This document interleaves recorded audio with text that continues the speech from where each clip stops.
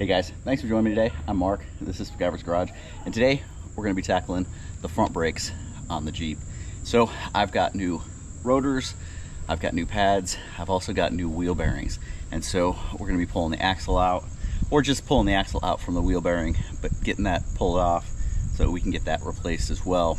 Like I had mentioned, with this being a 1999, there's two different sizes of front discs, and really the only way to tell what it is, unless you knew from previously doing it, you can't look up the VIN, you can't go off of when this was actually produced.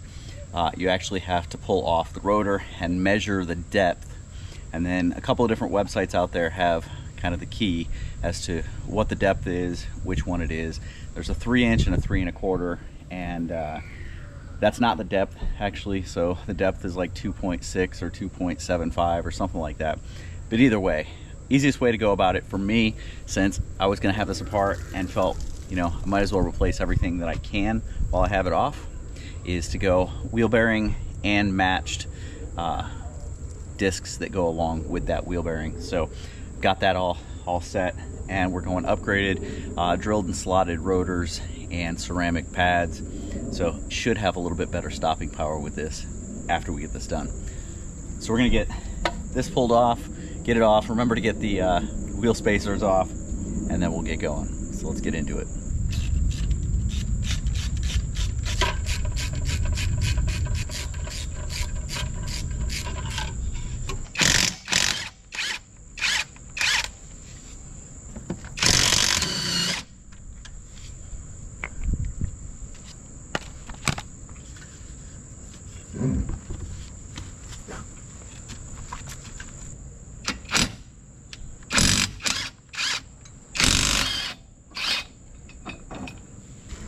Okay, so now it's going to be the fun part, which is getting the axle nut off. So it's got a cotter pin in there to retain it. We got to pull out then a cover, and then the, I believe, 36mm nut that's on there. So I've got a 36mm socket. I've got my breaker bar. We're going to try and get it off, but first we got to get this off of there so we can get to it.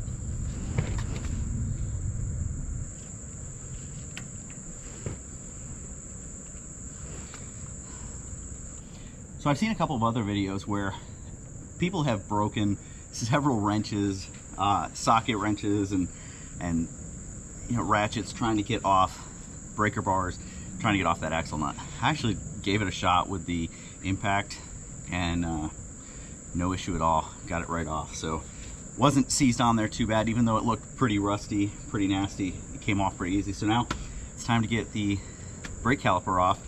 I think it's two maybe 12 or 13mm bolts on there. I'll go grab the wrench, get that off, and then we can get to pulling this thing apart and replacing stuff.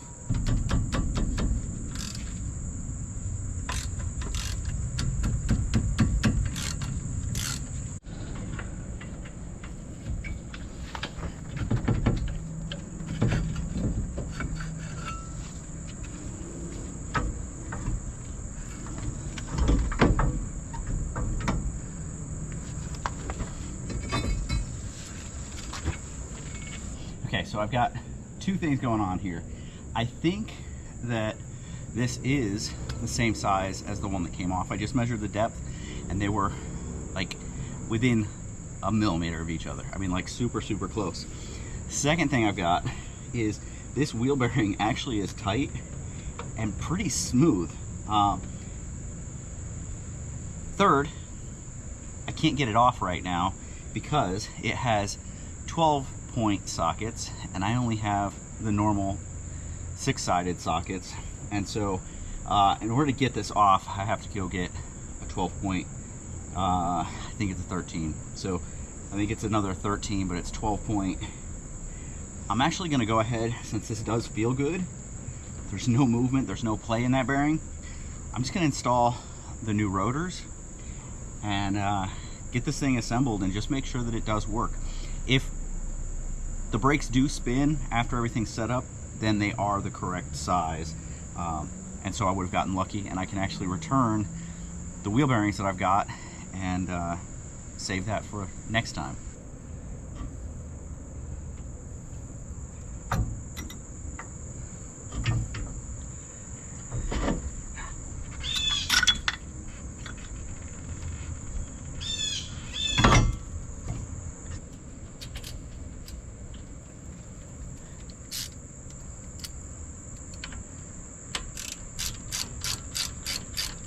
So as I'm down here, one of the things that I am noticing is just how much rust there is all over the place. And I do have a company nearby that does rust kind of restoration and undercoating, and so they start out at $8.99. I'm thinking that with everything that I've got to do here, while the frame is absolutely awesome and pristine, there are a lot of spots that probably could use some touching up. I think it's probably going to be somewhere between $1,000 and $1,250 to get this thing completely done and done right. So that is definitely on the agenda before winter comes this year.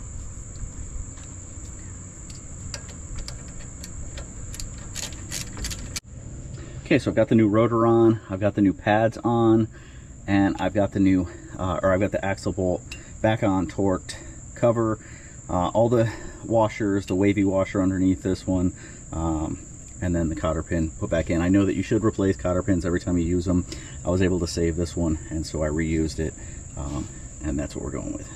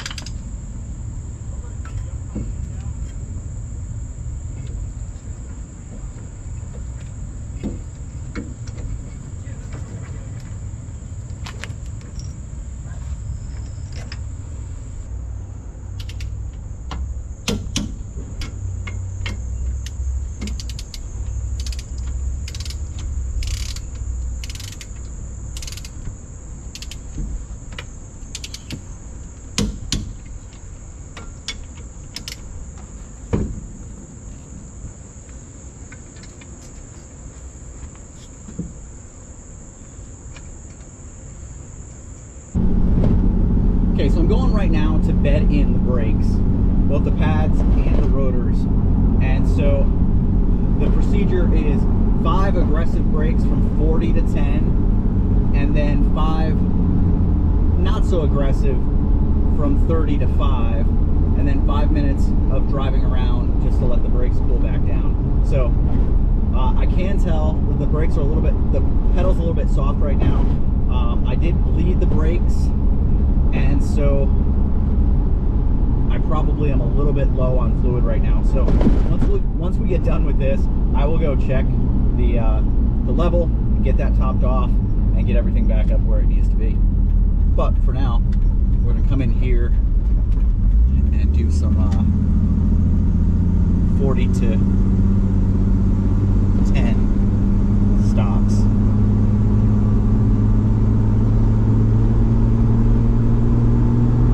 Aggressive.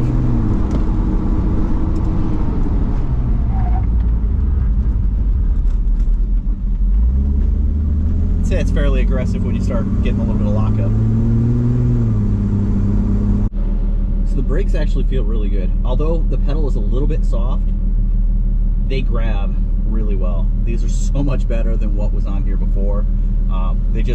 The power, just immediately you feel it. There's no way I was ever gonna lock up the wheels before, and now, you know, you modulate it with how much you're pressing, but it seems to work. So I'm really pleased with going to these. These are the Powerstop Z36 set, and you know, both of the wheel bearings up front were actually really good. No movement, no play in them, no slop, and so we're sticking with them, and I'll get to send those back and get a little bit of a refund.